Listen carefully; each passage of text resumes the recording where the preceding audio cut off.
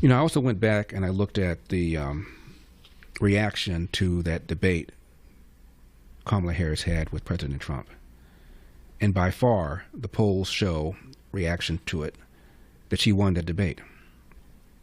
An Ipsos poll found that 58% thought Harris won versus 36% Trump. CNN flash poll of those who saw it, 63% thought Harris outperformed Trump, 37% thought Trump outperformed her. YouGov, 55% of the debate watchers believe that Harris won, compared to 25% for Trump. Now, the perception or reaction was divided, of course, by partisan lines. 95% of Democrats who saw the debate thought Harris won. 75% of Republicans who saw the debate thought Trump won. Among independents, 61% thought Harris won. Well, how then, they only had one debate, how then does Harris lose all 7 swing states? And how is it that Harris underperformed Joe Biden in every single county in America, despite the fact that Americans, for the most part, thought she, quote unquote, won the debate? Real simple. 2/3 of the American people thought we were on the wrong track. And it's still the economy stupid. 2/3 of the American people thought we were on the wrong track.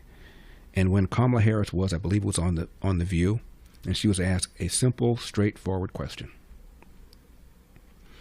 What would you do differently than what President Biden has done? To which she said, and she seemed confused by the question, apparently she didn't expect it, even though it's an obvious question. She said, and I quote, "Nothing that comes to mind," close quote. Now, you're a voter, and you believe we're on the wrong track, and you're concerned about the 9% inflation that we hit at some point. You're concerned about the fact that the average family of 4 is spending $1,100 a month for the same goods and services as that family spent 4 years ago. And the candidate for president is asked, what would you do differently than the person that was in charge when all those things happened? And her answer is, nothing that comes to mind. You're done. Absolutely done. That's why she didn't win. I know she's an airhead. I know she said a bunch of stupid things. I know she was in charge of the border. I know she was in charge of supposedly getting Congress to support the so-called John Lewis voting rights bill, and she failed on all that. But the bottom line is, if you feel the country's on the wrong track, and the person who wants the job is asked, what would you do differently than the person who put us on the wrong track, and you say nothing that comes to mind, why in the world would you vote for her? So she is asked by Steve Colbert, who is the leader of the Democrat Party? Listen to this, number 24.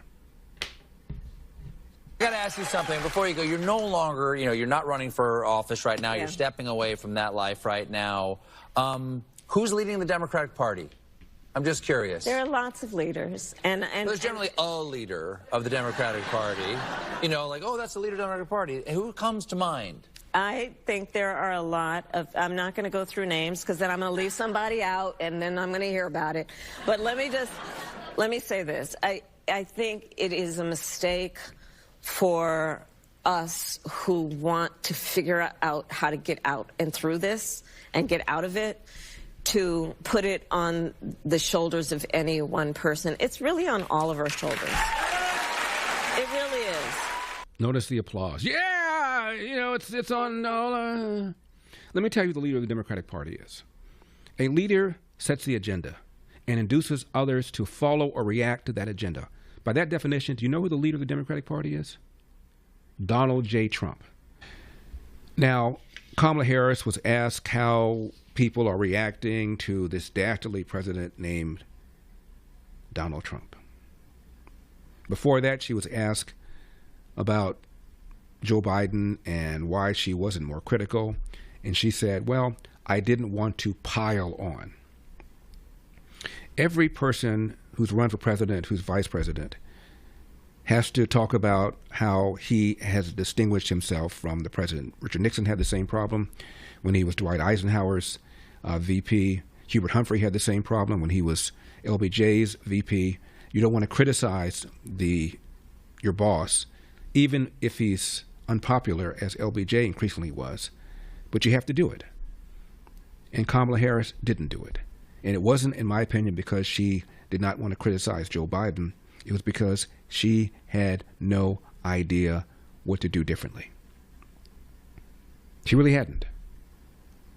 And therefore, when she said that, she said, well, nothing that comes to mind. Well, I didn't want to pile on. Is that really why you didn't come up with something? Because you didn't think of anything. You didn't have anything. She has no agenda. She has no ideas. She's got nothing other than Donald Trump is an SOB. So here is her reaction to how people, Democrats, are reacting to Donald Trump. Essentially, what she's saying is, we've just given up. Number 25. Let me just say this. You are correct that I did predict a lot of it. But, Stephen, what I did not predict was the capitulation. I didn't predict that. People would roll over for this president. I didn't see that. I didn't see that coming. And perhaps it's naive of me, someone who has seen a lot that most people haven't seen, but I believed that on some level, you know, there should be many who consider themselves to be guardians of our system and our democracy who just capitulated. And I didn't see that coming. Do you think, I mean, you must have some still connection to what's going on in Washington. Do you think that these people think that they can just ride out the storm and everything will be fine on the other side? I think there are some who do. And I think that it is completely naive. I think there are a lot of people who think they're riding out the storm as an excuse to be feckless. Mm-hmm. And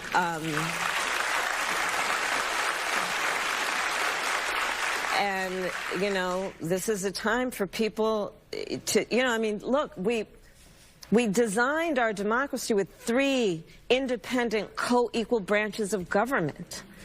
I mean, when you see that the President of the United States is trying to get rid of the Department of Education, and Congress has the role and responsibility to stand in the way of that, and they're just sitting on their hands and then they go on recess because they don't want to deal with transparency? You know, when the Colbert show, the announcement was made that it was canceled, Tim Walz, who appeared on the show that week, said that Colbert was the best of the best, that he holds truth to power. Notice he didn't ask her anything at all about the revelations that Hillary Clinton purchased a Steele dossier and launched this narrative that Donald Trump was in bed with the Russians because she wanted to divert attention from her own scandal. And that was the unsecured server in her basement on which she sent and received classified information, lied and said she did not, when in fact she did. A clear violation of the Espionage Act, which does not require intent, despite the fact that James Comey said that no reasonable prosecutor would prosecute her because she lacked the intent. Colbert asked her nothing about that. Colbert asked her nothing about the revelations that Barack Obama, after Trump got elected, asked his top intel officials to come in and issue a new assessment about the Russian interference, an assessment that came up with the narrative that Russia not only interfered, but interfered on behalf of Donald Trump. That, of course, did not come up. Pourquoi? For full shows, live and on demand, it's Salem News Channel.